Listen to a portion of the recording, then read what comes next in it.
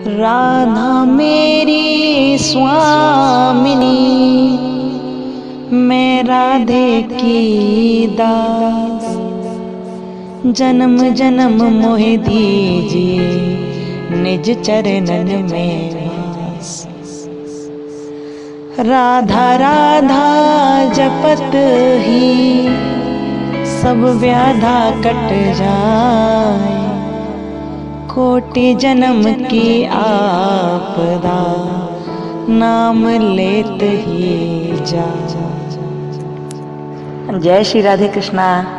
मित्रों, आप सभी को श्री राधा जन्माष्टमी की, श्री राधा रानी के जन्मोत्सव की बहुत बहुत शुभकामनाएं। हाँ मित्रों, आज ही के दिन श्री राधा रानी ने इस धरातल पर अवतार ग्रहण किया था।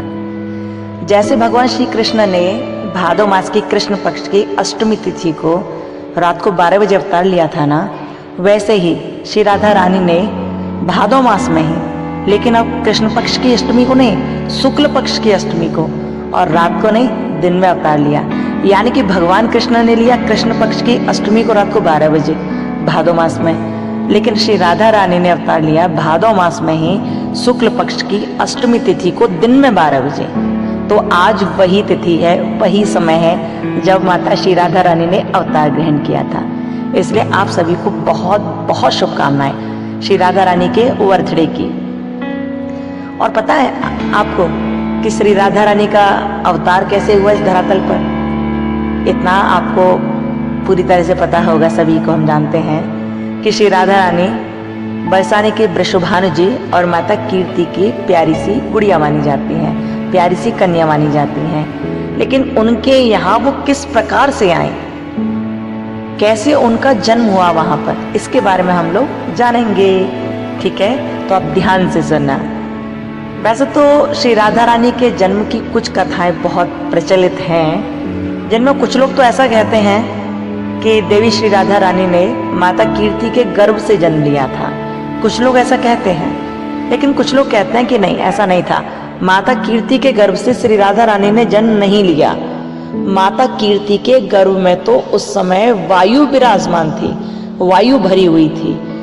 देवी राधा नहीं थी उनके गर्भ में उस समय।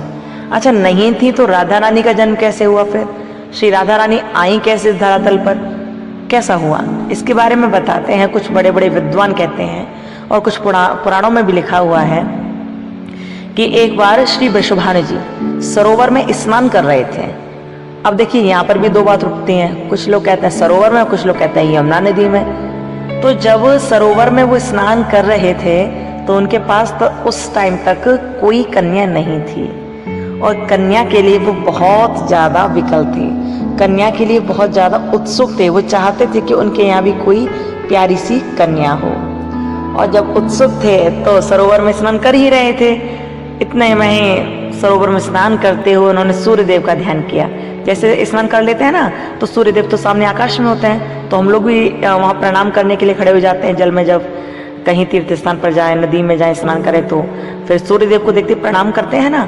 ऐसे ही वृषभानु जी सूर्य देव को प्रणाम कर रहे थे, और जब प्रणाम कर रहे थे तभी उनके मन से कुछ बात निकलने लगे, मन से आवाज निकलने लगे कि सूर्यदेव, सबके यहाँ कोई ना कोई कन्या है, लेकिन मेरे यहाँ कोई कन्या नहीं है। मैं भी चाहता हूँ कि जैसे और घरों के लोग अपनी कन्याओं को अपने हृदय से लगाकर घूमते हैं, क्योंकि एक कन्या ही ऐसी होती है जो अपने पिता को सबसे अधिक चाहती है, सबसे ज्यादा चाहती है। ऐसा होता है ना मित्रों कि एक बेटी के लिए उसके पिता से ज्यादा कोई बड़ा हीरो नहीं है। वो अपने पिता को सबसे बड़ा हीरो मानते, दुनिया का सबसे बड़ा हीरो। सबसे ज्यादा प्यार वो बेटी अपने पिता से ही करती है। ऐसा ही तो होता है ना। वृषभानु जी सोच रहे थे कि सबके घर कन्या है, मेरे यहाँ कन्या नहीं है। मैं क्या करूं भगवान, कुछ ऐसा करो जिससे मेरे यहाँ भी कन्या हो। और जब ये कहा वृषभानु जी ने सूर्य देव से, तभी एक बड़ी एकदम कुछ अलौकिक बात हुई। वहां एक ऐसी विचित्र घटना घटित हुई जिसे सुनकर आप लोग शायद थोड़ा सा आश्चर्यचकित हो जाएंगे। वृषभानु जी तो सूर्य देव से वंदना कर रहे थे, लेकिन तभी अचानक से उनकी कमर से आकर कुछ टकरा गया, और जैसे ही कमर से कुछ टकराया तो उन्होंने जल में देखा कि भाई क्या टकरा गया। तो क्या दिखाई दिया कि एक कमल का फूल, बड़ा सा कमल का फूल उनकी कमर से टकराया है, और उस कमल के फूल में एक बहुत प्यारी सी कन्या विराजमान है, वो लेटी हुई है। अब इतनी सुंदर कन्या को देखा उस कमल के फूल में, तो वृषभानु जी ने उठा लिया उस कन्या को, हृदय से लगा लिया। अब वृषभानु जी ने सबसे पूछा, भैया किसकी कन्या है ये, इस जल में किसकी कन्या है, किसने कमल के फूल में इस कन्या को छोड़ दिया, कौन है भैया इसका पिता। सबसे पूछा, आसपास जो लोग खड़े थे सबसे पूछा, लेकिन सब ने मना कर दिया कि ये हमारी कन्या नहीं है मुखिया जी, हम नहीं जानते, हमारी कन्या ये नहीं है, हम इतना पता है बस, हम नहीं जानते किसकी है ये, लेकिन हमारी नहीं है।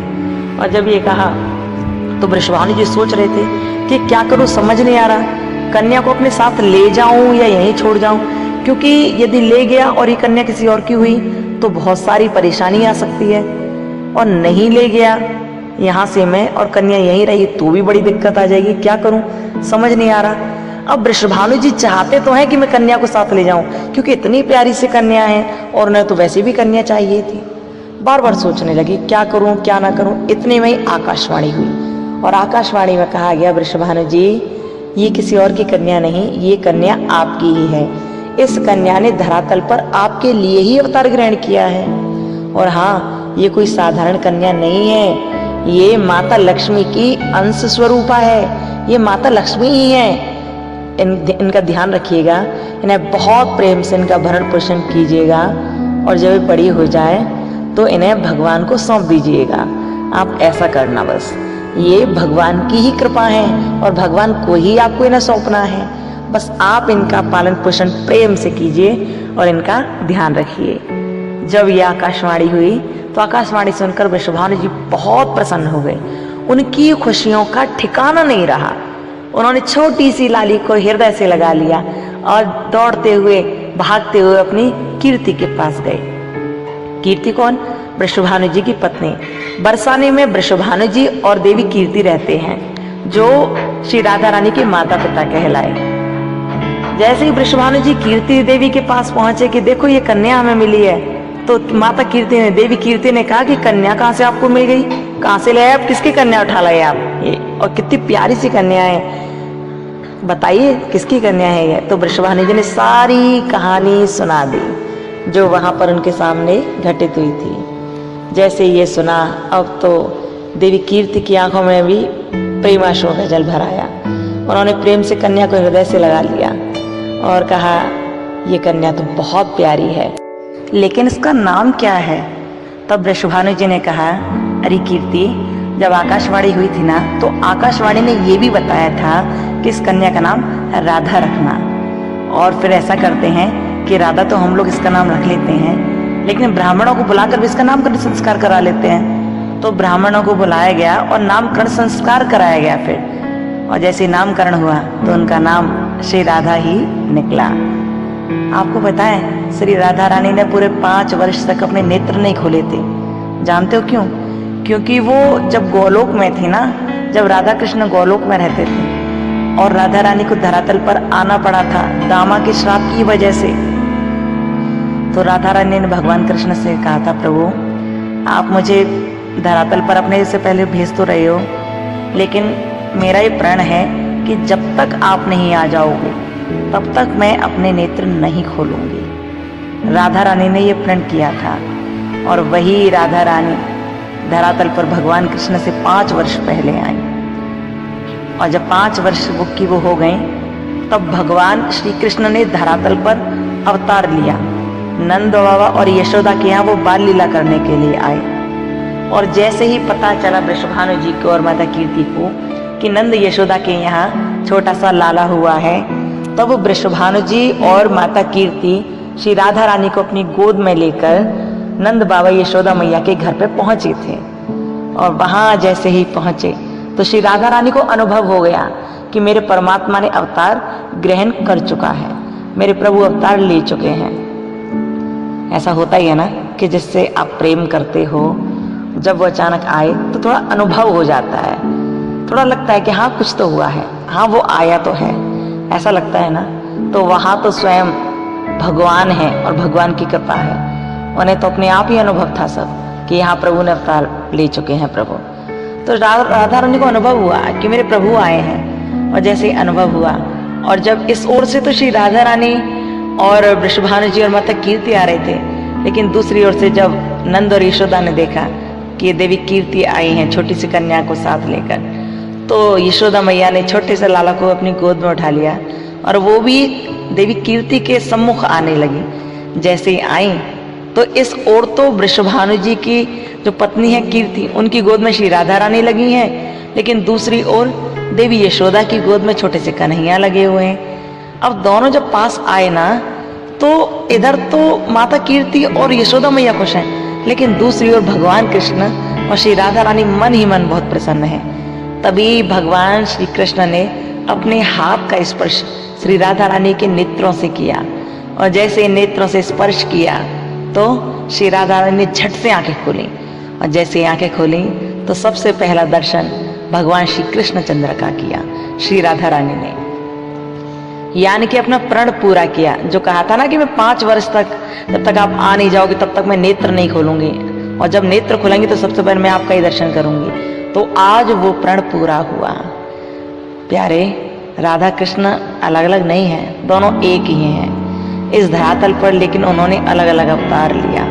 दोनों एक दूसरे के बिना अधूरे रहते हैं। लेकिन देखिए, यहाँ आए, एक साथ रहे, और दुर्भाग्य ऐसा रहा कि अलग भी हुए। लेकिन अलग में ये शायद उन्हें सारी लीला रचानी थी, पर हैं दोनों एक ही। तो कुल मिलाकर ये था कि राधा के अवतार की कथा यहाँ पर आज सुननी थी हम लोगों को, जो हम सभी ने सुनी। ठीक है, और आप सभी पर श्री राधा रानी की कृपा सदैव बरसती रहे।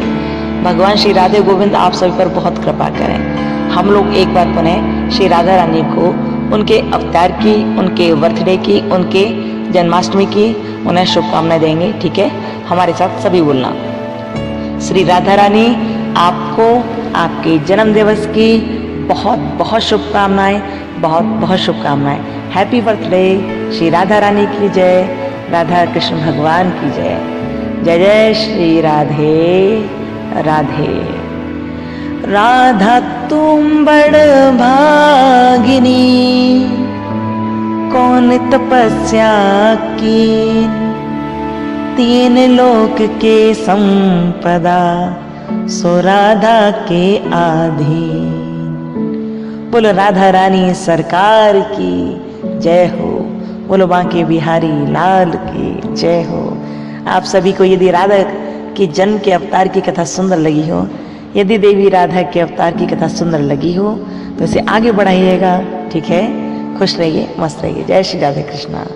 जय हो राधे गोविंद।